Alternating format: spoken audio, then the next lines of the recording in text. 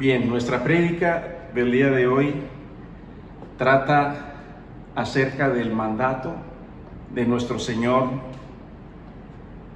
Dios, Rey y Salvador, Jesucristo, de nuestro Padre Celestial también. Prédica se llama El Mandato. Y bueno, para iniciar esta prédica iremos a la definición de lo que significa la palabra mandato. Y la palabra mandato significa o es la orden que un superior da a sus subalternos o que un señor da a sus súbditos para que realicen una determinada acción. Pero también tiene una peculiaridad este mandato, que quien da la orden está seguro y confiado de que sus súbditos realizarán esa orden o ese mandato que les ha sido conferido. Pero, ¿cuál sería entonces la definición de mandato desde el punto de vista bíblico? Es decir, ¿cuál es el mandato de Dios en la Biblia? Bueno, la definición del mandato bíblico se refiere, hermanos, a la instrucción que da Dios a su pueblo. ¿Y qué instrucción es la que da Dios a su pueblo en particular o en forma específica? Bueno, esta instrucción que da Dios a su pueblo, este mandato es llevar sus buenas noticias a toda la humanidad, a todas las naciones, a todos los grupos de personas en toda la tierra. Y el mandato de Dios, hermanos, es evangelizar a todas las personas en el mundo. ¿Y cuál debiera o debe de ser la postura de todos aquellos que somos creyentes, que somos seguidores, que somos discípulos de Jesús? La postura es, hermanos, llevar este mandato de evangelización al mundo, pero con una postura o una actitud en donde ningún obstáculo debe de impedirnos que llevemos a cabo nuestra misión. Recuerden en la definición que les di en un principio de mandato que el Señor espera que sus súbditos y confía que sus súbditos llevarán a cabo esa instrucción o ese mandato. Por tanto, nuestra actitud es esa, hermanos, que debemos superar todos los obstáculos que tengamos o que encontremos en nuestro camino para poder llevar a cabo esta instrucción de nuestro Señor. ¿Cuáles pueden ser estos obstáculos? Bueno, geográficos, políticos, sociales, económicos, étnicos y culturales. Ningún impedimento nos debe imposibilitar para llevar el Evangelio a todas las naciones, a todas las razas, a través de todas las generaciones. El día de hoy, hermanos, abordaremos 3 características esenciales que tiene el mandato de Dios. La primera, nombraré las 3. La primera es que hemos sido creados para ser bendecidos y para hacer bendición. La segunda es que hemos sido apartados para Dios, es decir, hemos sido santificados.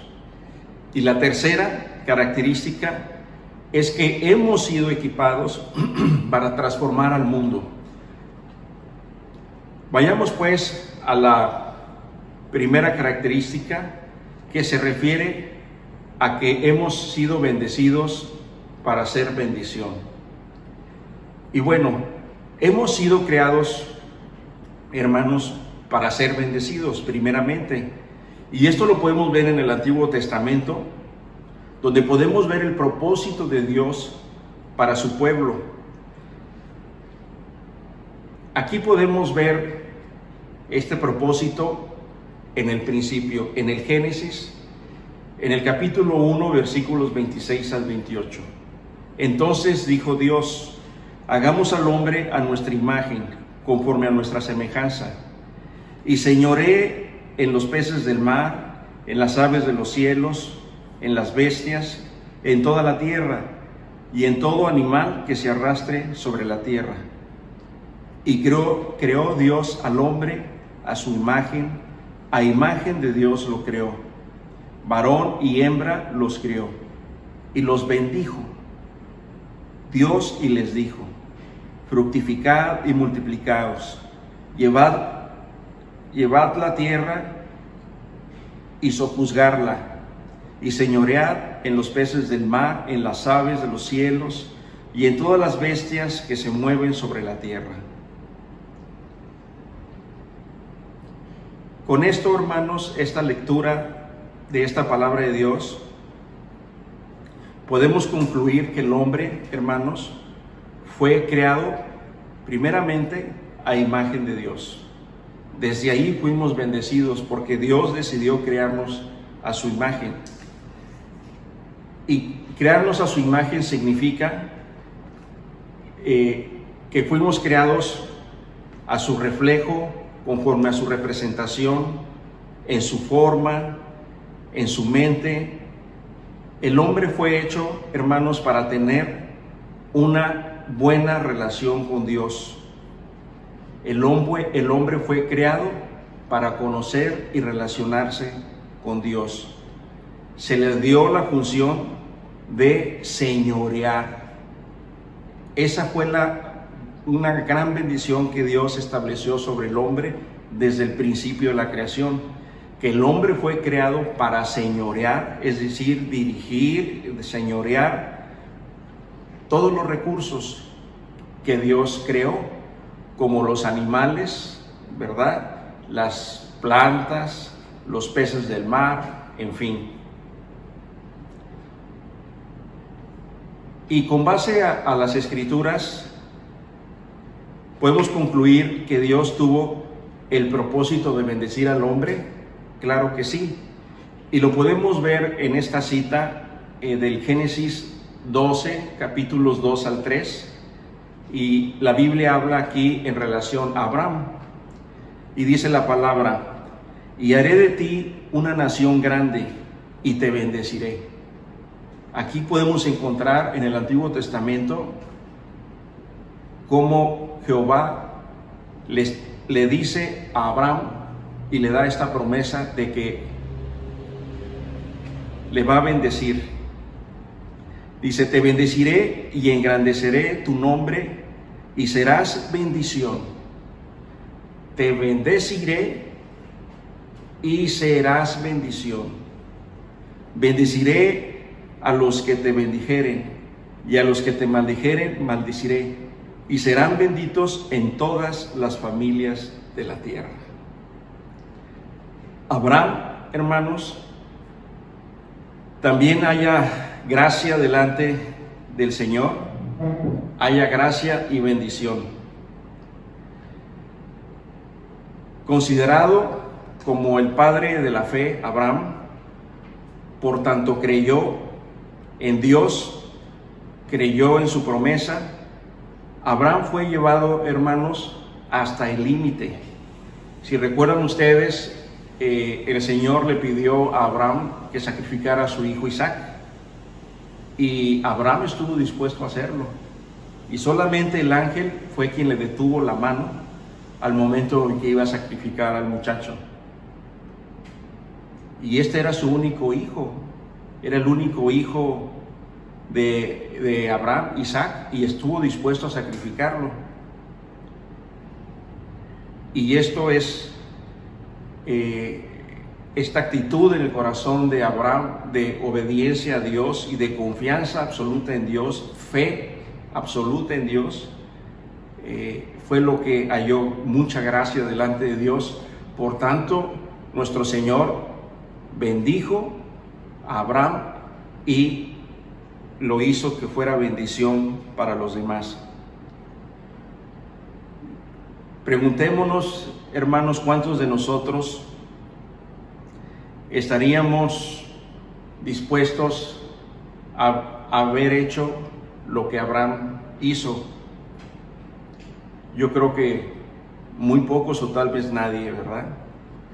También podemos ver en el Génesis 22, en el versículo 15-18, dice: y llamó el ángel de Jehová a Abraham por segunda vez desde el cielo y dijo: por mí mismo he jurado, dice Jehová, que por cuanto has hecho esto y no me has rehusado tu hijo, tu único hijo, de cierto te bendeciré y multiplicaré tu descendencia como las estrellas del cielo y como la arena que está a la orilla del mar, y tu descendencia poseerá las puertas de sus enemigos.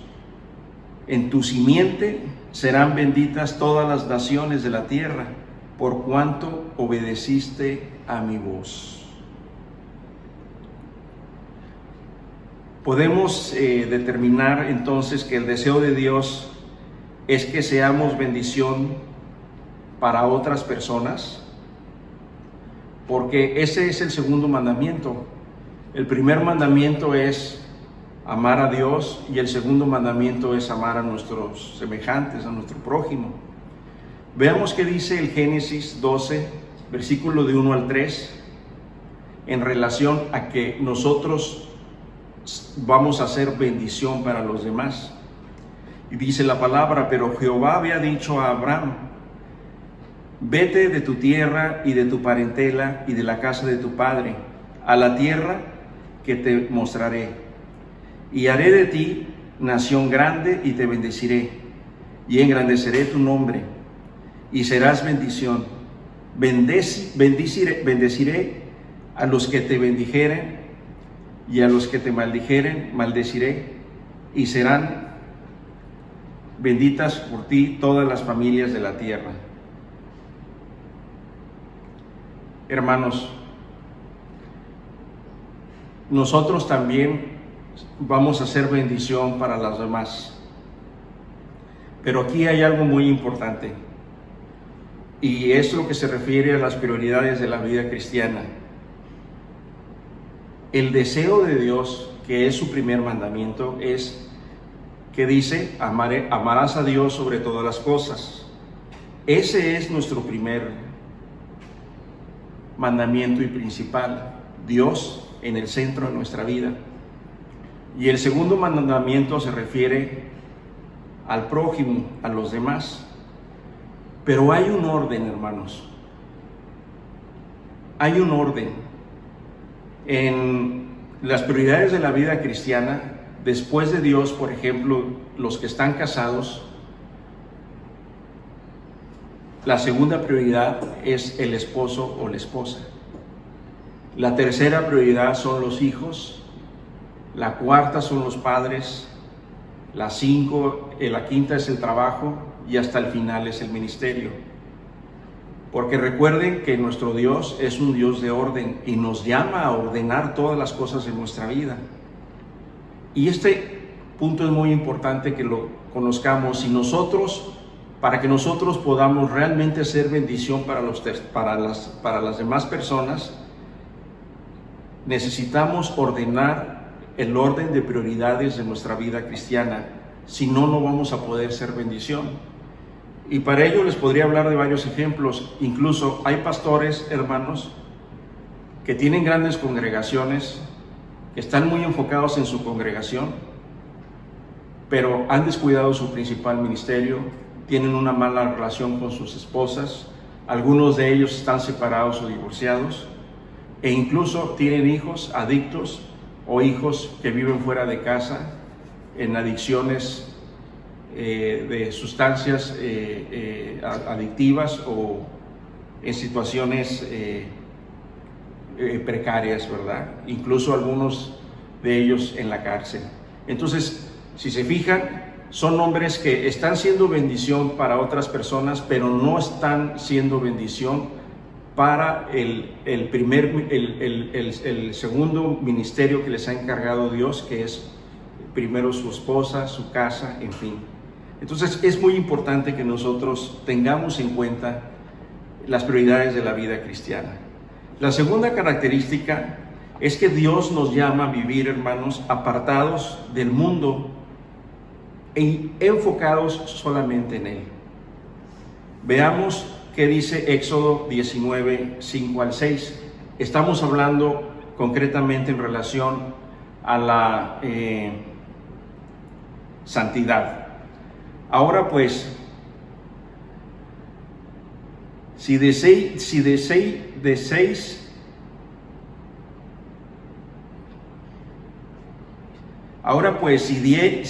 oído a mi voz y guardareis mi pacto, vosotros seréis mi especial tesoro sobre todos los pueblos, porque mía es toda la tierra, y vosotros me seréis un reino de sacerdotes y gente santa.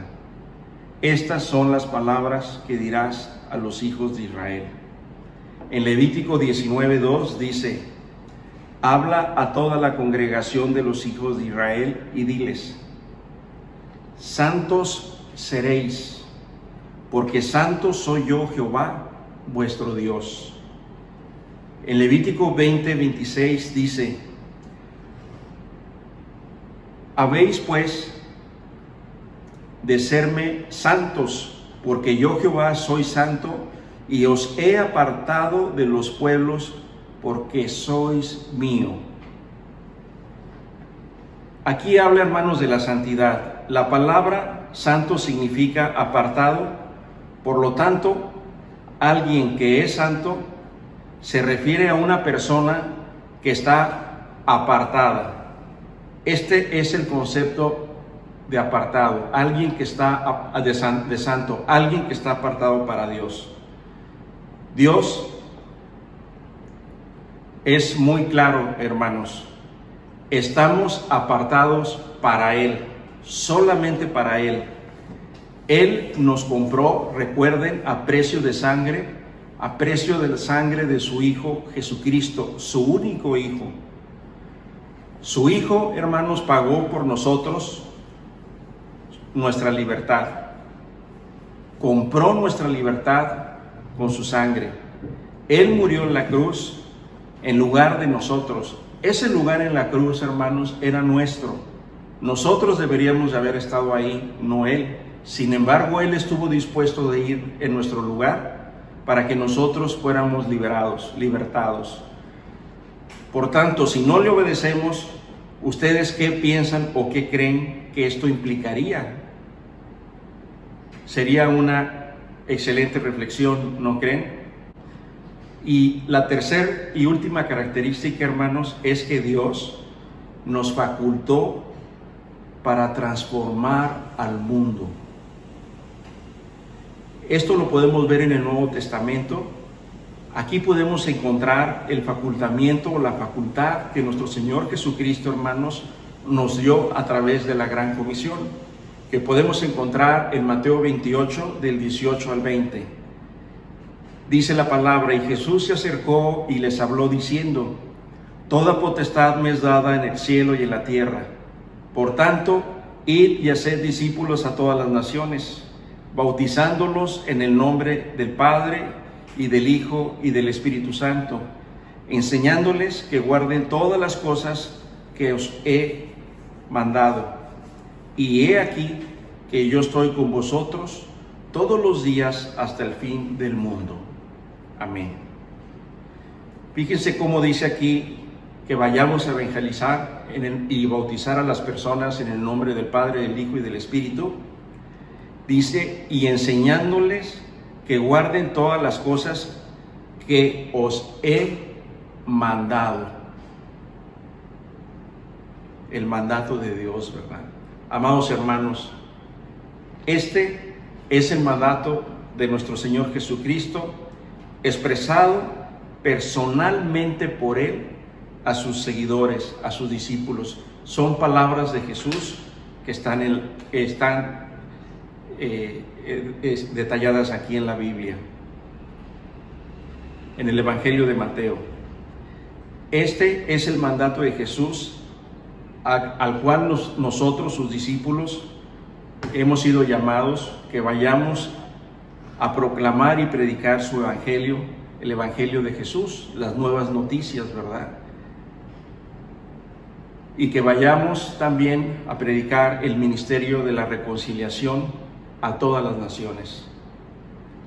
Pero, hermanos, algunos de nosotros podemos pensar, bueno, pero ¿cómo lo hago si no me siento lo suficientemente preparado, si no conozco mucho de la Biblia?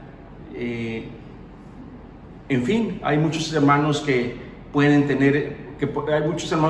tener este sentimiento, ¿verdad? O este pensamiento de que no nos creemos capaces de poder hacerlo, o nos creemos pecadores y que no podemos hacerlo, ¿verdad?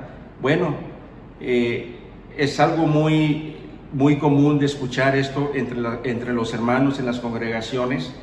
También incluso hay hermanos que dirían que sienten pena, que tienen temor a que se burlen de ellos y demás, ¿verdad? Bueno, termino con lo siguiente. Dios, amados hermanos,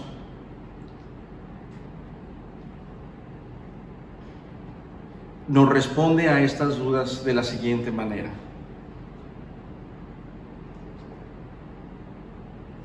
Al concedernos Dios de creer en su Hijo Jesucristo, Él nos ha equipado, y sobre todo, hermanos, la Biblia dice que al bautizarnos, al aceptarle como nuestro Rey, Dios y Salvador, Él nos da poder. Nos da poder porque hemos sido sellados por medio del Espíritu Santo. La respuesta, hermanos, es el Espíritu Santo es el que hace la obra, hermanos, no nosotros. Escuchen lo que el apóstol Pablo nos dice en el libro de los Hechos, en el capítulo 1, versículo 8. Pero recibiréis poder, dice Pablo, cuando haya venido sobre vosotros el Espíritu Santo, y me seréis testigos en Jerusalén, en toda Judea, en Samaria y hasta lo último de la tierra. Hermanos, hay un poder en nosotros. Dios nos dio un poder. El poder que está en nosotros es el poder del Espíritu Santo. Es el poder del Espíritu Santo de Dios. Este poder lo describe también Pablo en su carta a Tito. En Tito 1:3 dice Pablo: y a su debido tiempo manifestó su palabra por medio de la predicación que me fue encomendada por mandato de Dios nuestro Salvador. Diciendo Pablo a Tito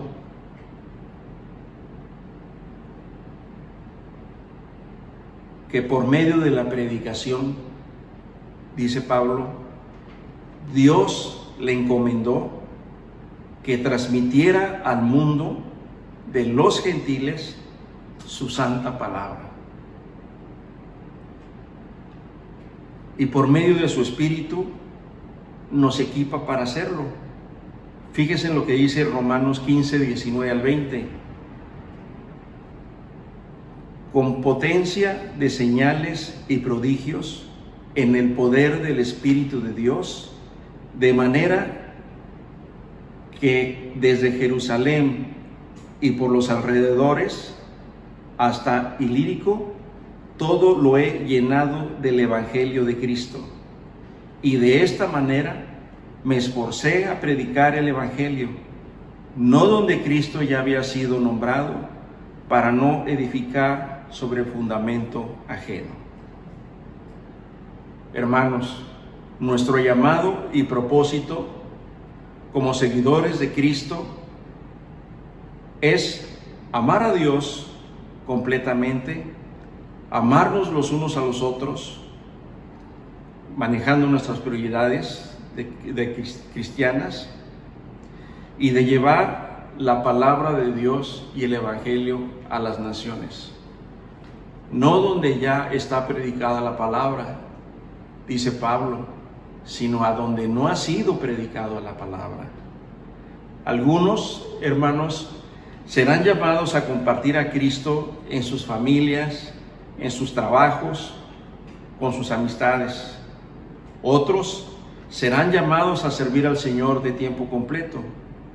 Lo relevante, amados hermanos, en cualquier caso que este sea, es obedecer como cristianos, obedecer nuestro llamado,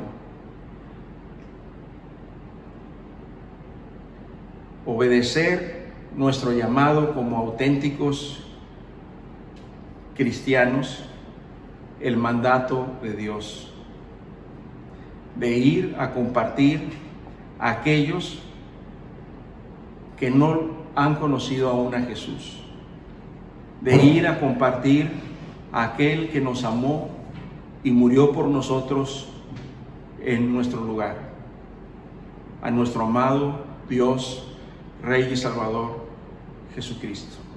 Amén. Oremos. Padre Santo, te damos gracias por este tiempo. Te damos gracias por este tiempo.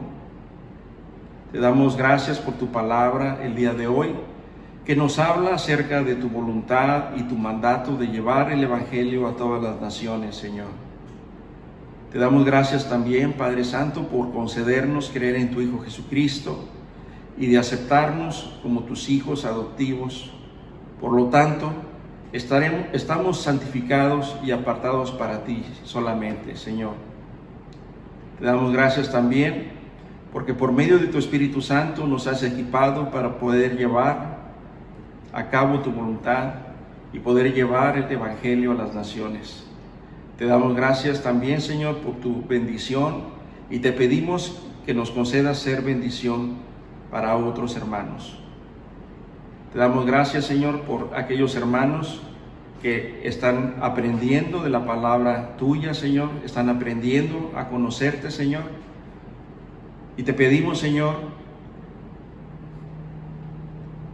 que hagas también la obra en todos nosotros, que hagas la obra en todos nosotros. Te damos gracias en el nombre de Jesús. Amén. Gracias, hermanos. Que el Señor les bendiga.